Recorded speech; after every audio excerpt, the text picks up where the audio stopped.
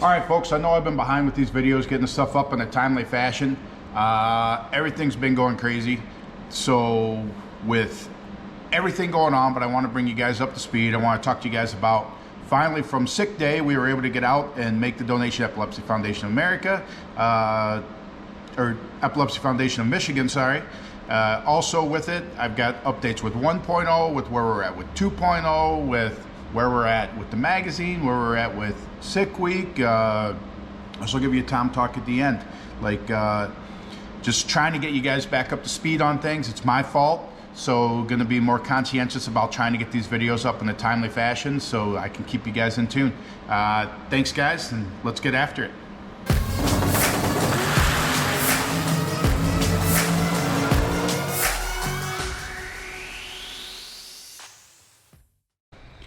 .0 back from wiring, so Andy got all that done. So everything now is wired in. Still waiting for spark plug wires to come in, but we have all the injectors wired in. All the harnesses in the front of the car, all tied up. This goes to the front clip. See, fans, all this stuff new, tied in. We added, this is an addition as a primer pump for the methanol system. Should help us get everything going a lot quicker. So we got, once again, all these harnesses, everything tied in, EGTs. He got all that stuff wired up in, back, inside the car. We got an issue with the profiler. It'll work, but the battery came loose in there. I'm gonna have to send that down to Shannon and have him take care of that. The new style shifter wired in, everything. I'll show you over on the other side, the EGT bung module that got it added into there. So there we go, that's that wired through, coming through the firewall here, and then that stuff all wired back into the Holly. So that setup's done. We wired in the double batteries, so that stuff is tied in. Underneath the car, you won't be able to see with the tires on, but he got all that stuff wired in as well. One issue we ran into, horn, obviously very important, wired into the car. We're getting ready to take this over to Steve's and get this on the chassis dyno, work through some of that. So we had some hoses that came in, we got them made, some connectors that we had been waiting for.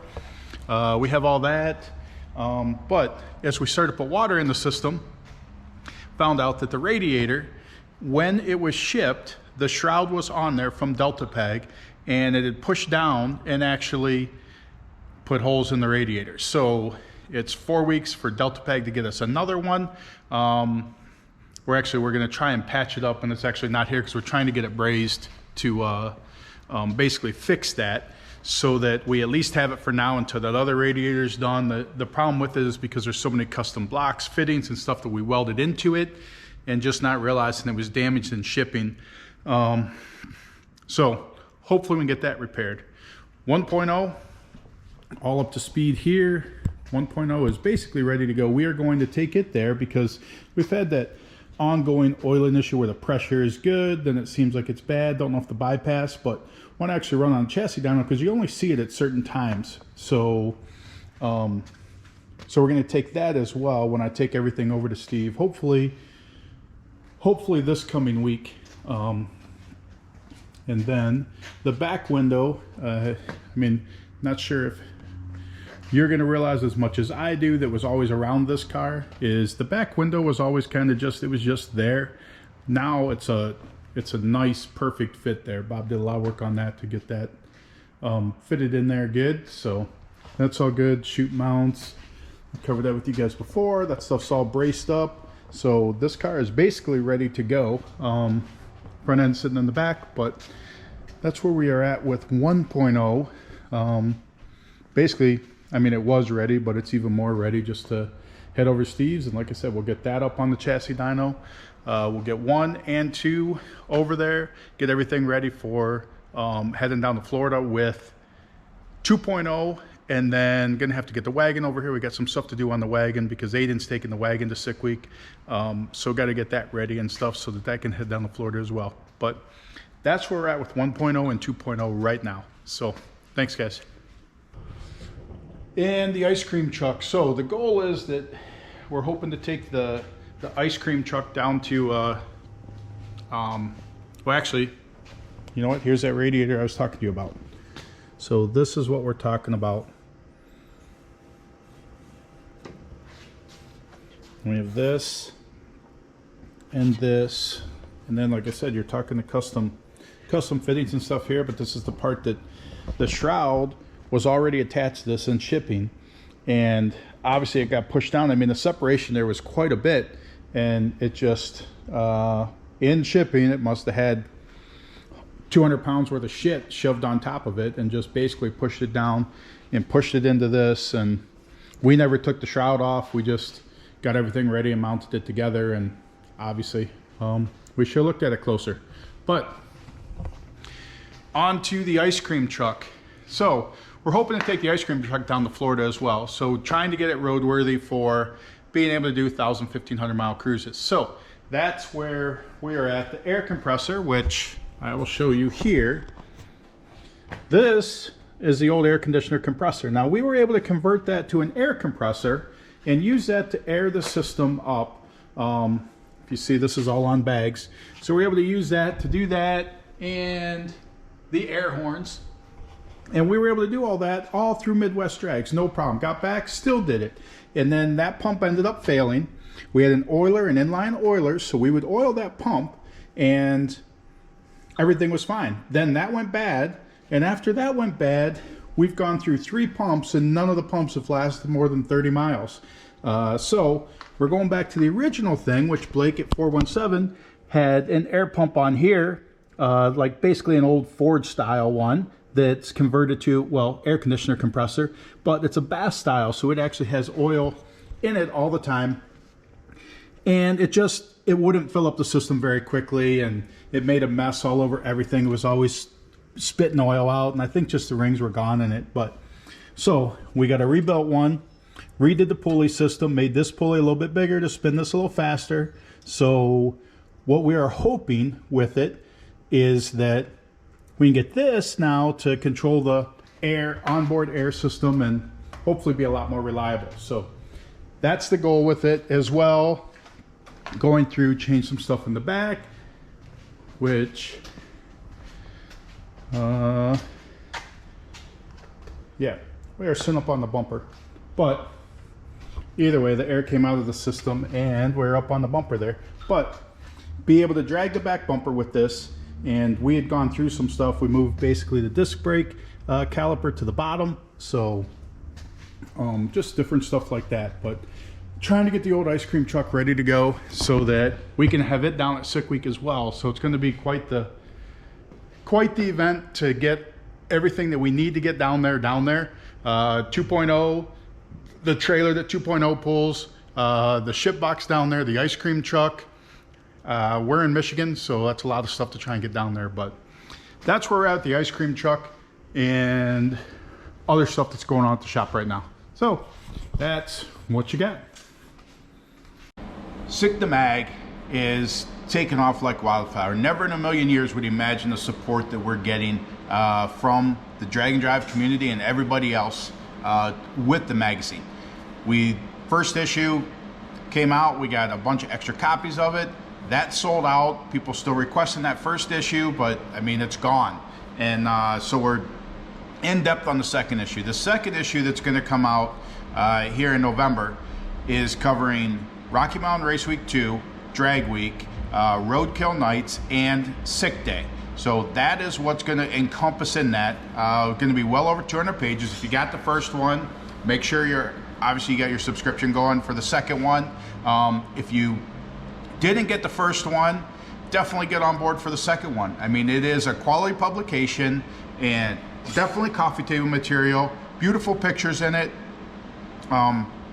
Definitely top notch, and the support that it's received has been amazing. And obviously with that is where Sick Week was born, which that went on sale Saturday. Today's Monday morning. Yeah, that went on sale Saturday. So very nervous leading up to it on my part. Lots of talk about it, lots of people gung-ho about it. We had over with the early entries, like there was an expression of interest form on the website. So with that, if you filled that out, you got an email. Sorry, I'm gonna sneeze. You got an email for, excuse me. You got an email for an early entry. So it was gonna open up to the public at 11 a.m. Eastern time Saturday. With the early entry, you had a link to it that you could go and sign up at 10 a.m. Eastern time Saturday. Now there was like 900 and some odd people that were on that list that got that link. It went on sale 10 a.m. Saturday morning, and just click and refresh on the screen with the quantity available, which there's 350 entries, and with the quantity available and watching that go down, like you'd click refresh and it'd go down by 60, like just amazing. Sold out at 10:03. So that's where I blown away by that we filled out the entries. A first time event, first year event. The support, once again, I'm speechless about the support for it. So it is going to be pretty incredible week. With it, now this week we're actually working on the sick ward entries. So what's going to be cool about the sick ward is you have all the benefits of the event without the racing. So you'll have a custom windshield banner. Sick Week has the orange theme, obviously the Sick to Mag theme, and the Sick Ward is going to be a green theme. So working on some deals with that to try and have for sure like a VIP tent, working on either food trucks or having a guy there cooking during the day, like at the tracks in the morning. You get to follow the checkpoints.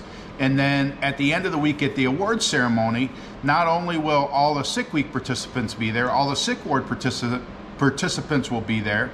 The goal, like all those car entries, Sick Ward, Sick Week, there'll be a token with a car number in the jar and tokens drawn out through the awards ceremony, whatever prizes we get from sponsors, hoping that we got 100, 200 prizes that'll be drawn all throughout the awards ceremony and given out. So that's the whole concept behind the Sick Ward. Basically the VIP party of the event with special parking inside the track and just a top-notch experience. But that's where I was Sick Ward.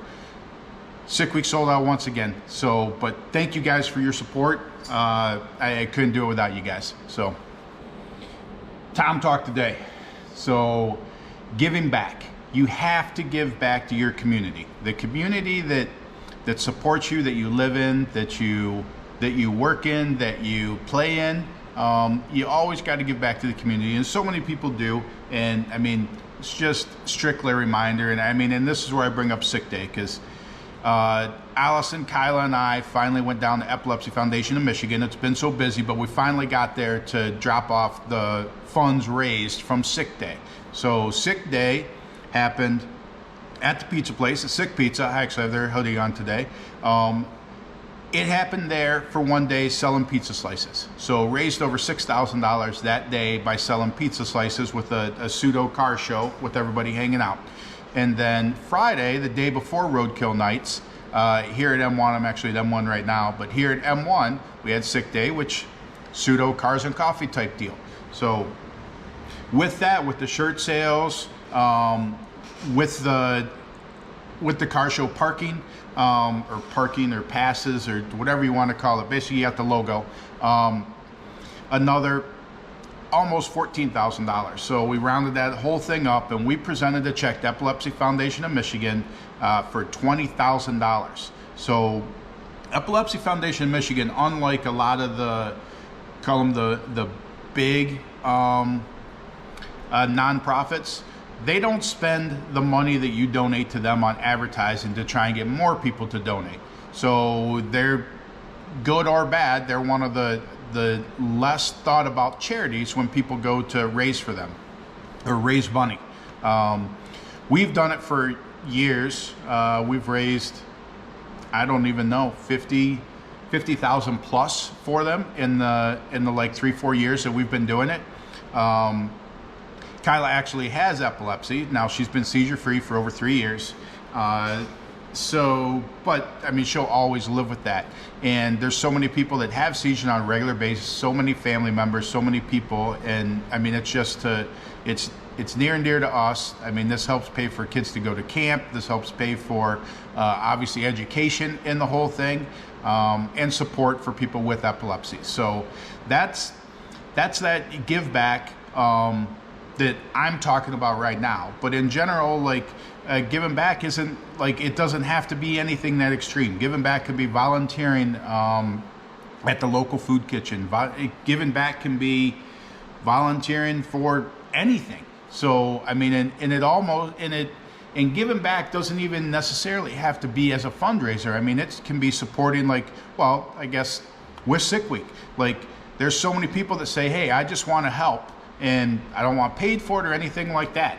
That's give back. That's a give back to your community, because you're helping support the stuff that you need. And a lot of people take that for granted, that, hey, just like whatever, I just helped out because that's what I wanted to do. Well, that's a blessing to the person or the event or to the cause that you supported, because anything like this, just like this journey that we're on with Sick Week, like, can't do it by myself. Like, it takes a lot of people to be involved with it, and so many people have been stepping up. And when I was in doubt whether to pull it off in such a quick time, because the thought was, obviously, with the magazine just coming out, I mean, one issue's out, second issue's coming out soon, and then to pull off an event that's basically going to take place in less than 4 months from now, less than 5 months from when really started to say, okay, let's do this thing. Crazy undertaking. But it would have been, us for 2023 would have been easier to be able to plan it for over a year to get it ready to go. But everybody's like, hey, I'll help. Let's do this thing. Well, obviously here we are doing this thing with the support of a lot of you, and look at where we're at right now. So, and that's the give back. It's not, too many times we get caught up in us and we forget about everything else out there. And so many people have thought beyond them with this event, with the magazine, with this YouTube channel. I mean, it is amazing the support that's been had. Call it the old guy on YouTube, so all my buddies and all the other people doing it are way younger than me. But with the support of you guys, basically giving back, I guess, watching this stuff and hopefully learning something from it, it's been able to grow, and it's been able to be something cool that that people talk about and we all experience together. So that would be the Tom Talk today. I guess kind of lame, but just that give back, that there is always that opportunity, and it doesn't have to be big, it doesn't have to be flashy, and you should never do it for accolades. Always do it from your heart, and it also will make you feel a lot better. So that's what I got for you. I appreciate you guys, and I'll catch you guys soon.